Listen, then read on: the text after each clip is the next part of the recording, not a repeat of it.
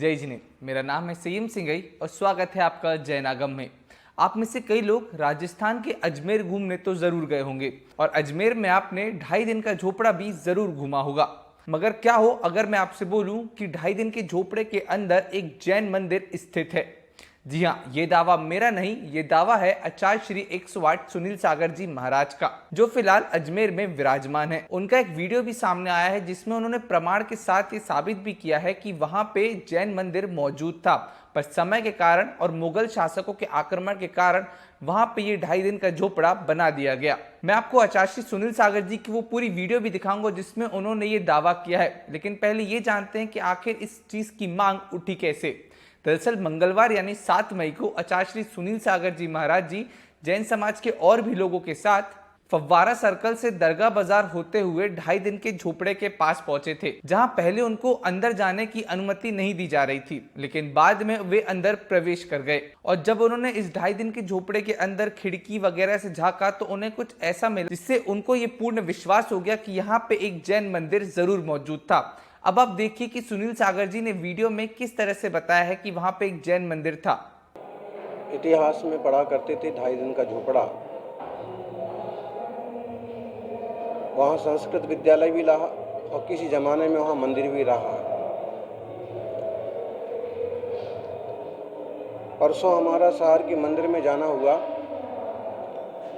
कौन सा मंदिर है वो? पार्श्वनाथ भगवान का।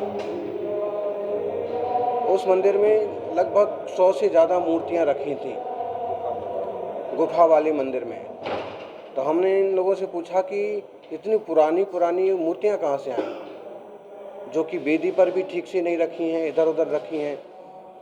तो वहाँ के जो पुराने श्रावक थे उन्होंने कहा कि 2.5 दिन के झोपड़े की जो खुदाई हुई थी या वहाँ से जो मूर्तियाँ निकाल दी गई थी वो बरसों पहले हमारे बुजुर्ग ऐसे उठा के ले आए थे। तो हमारा मंदिर तो 500 साल पुराना है, तो मंदिर तो भगवान पहले के जैसे थे वैसे रहे और उसके जो बुजुर्ग लाए होंगे वो जहाँ जगह मिली वैसे रख दिए। तो अभी नए सिरे से उन्होंने कुछ साल पहले वेदियाँ बनाई हैं और अब अक्षय तृतीया को हम वहाँ पर वो सारे भगवान विधिवत विराजमान करने वाले हैं। वो सारे के सारे भगवान की मूर्तियाँ 2.5 दिन के झोपड़े की वहाँ के आसपास से आई हैं। इसका मतलब है कि वहाँ कभी बड़ा जैन मंदिर भी रहा है। फिर आज हमने जब उस परिसर का भ्रमण किया तो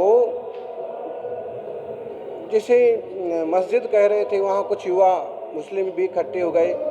पहले तो उन्होंने मना किया कि इधर दिगंबर मुनि कैसे अंदर आ सकते हैं, नहीं आ सकते हैं। बाद में हमारे साथ जो युवक थे तो उन्होंने आग्रह किया कि देखिए हमारे गुरु हैं और पुरातत्व विभाग का ये परिसर है। फिर उन्होंने भी माना कि ठीक है आप अंदर आ सकते हैं और सब देखा। परिसर में भ्रमण करते हुए जो जहाँ पर एंटीक चीज़ें रखी हैं, पुरातत्व के टूटे हुए अवशेष रखे हैं, मूर्तियाँ रखी हैं, उस वो रूम कहिए या वो पुराने टाइप के कमरे पूरी तरह से बंद कर रखे हैं, ताला लगा रखा है। शायद उसका पुरातत्व के हाथ में होगा, उसकी ज़्यादा हमें जानकारी नहीं है। लेकिन जितना कुछ जाली वगैरह में से दिखा तो उसमें दिखा कि कोई तीर्थंकर मूर्ति है। इस तीर्थंकर की मूर्ति का सिर्फ धड़ है, सिर नहीं है। कोई क्षेत्रपाल की मूर्ति है, कोई देवी की मूर्ति है, कोई गणेश जी जैसी मूर्ति है, कुछ यक्ष जैसी मूर्तियां हैं। तो उसमें से थोड़ा थोड़ा जो दिखा, कोई मंदिर का शिखर जैसा है। अंदर हमको चाबी नहीं होने से वहाँ अंदर जाने को नहीं मिला।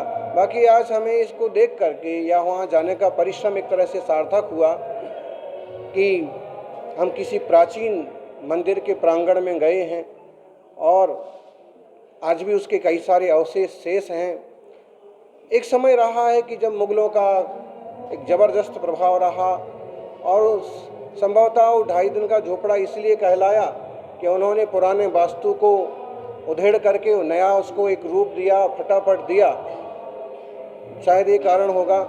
लेकिन जो भी है, अगर सामंजस्य बैठे तो वहाँ फिर से भारतीय गौरव, श्रमण संस्कृति का गौरव, संस्कृत विद्यालय का गौरव स्थापित होना चाहिए। यह भावना है। और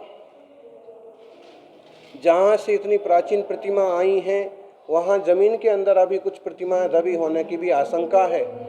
ठीक ढंग से वहाँ खुदाई हो या फिर जो बरामदों में भरी हुई प्रतिमाएं हैं वहाँ ठीक से देखने को मिले, खोदने को मिले, तो आज भी वहाँ से तीर्थंकरों की प्रतिमाएं भी प्राप्त होंगी, देवताओं की प्रतिमाएं भी प्राप्त होंगी।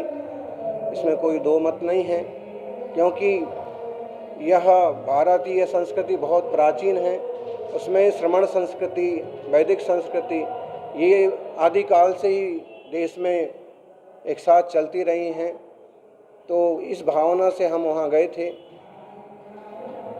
कई सारे युवक हमारे साथ शहर भर के इकट्ठे थे। धीरे धीरे मुस्लिम युवा भी वहाँ इकट्ठे होने लगे। तो 4-5 मिनट का हमने संबोधन भी दिया। कुछ ऐसे ही बातें कहीं कि भाई सभी मिलजुल के रहें, लेकिन जो प्राचीनता है उसे वापस उसी गौरव के रूप में लाने की कोशिश करें। एक दूसरे की चीज़ों का, संस्कारों का सम्मान करें और जिनकी जो चीज़ें हैं उन्हें वापस लौटाने की कोशिश करें। तो सब लोग शांति से सुनते रहे और हमारा वापस वहाँ से आना हुआ।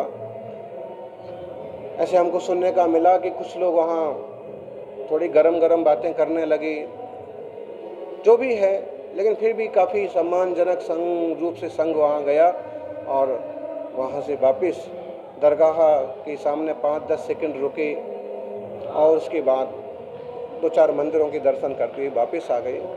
सामान्य सी यही यात्रा रही। बाकी हमें अपने पुरातत्व तीर्थों के संरक्षण पर बहुत ध्यान देने की ज़रूरत है।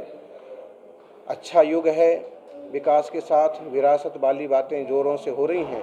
ऐसे में अगर हम पुरातत्व को प्राचीन रूप में वापस से लाने की कोशिश करेंगे, अच्छा होगा। सभी इस दिशा में काम करें। ऐसी मंगल मनीषा। महावीर भगवान की जय हो। तो देखा आपने आचार्य श्री सुनील सागर जी का ये वीडियो, किस तरह से उन्हें प्रमाण दिया है कि वहां पे एक जैन मंदिर मौजूद था। उन्होंने सरकार से यहाँ पे निरीक्षण करने का निवेदन भी किया है। हम यही आशा रखते हैं कि राजस्थान सरकार इस मामले को गंभीरता से लेगी। जैन धर्म से जुड़ी और भी खबरों के लिए देखते रहिए जैनागम। जय जिनेंद्र।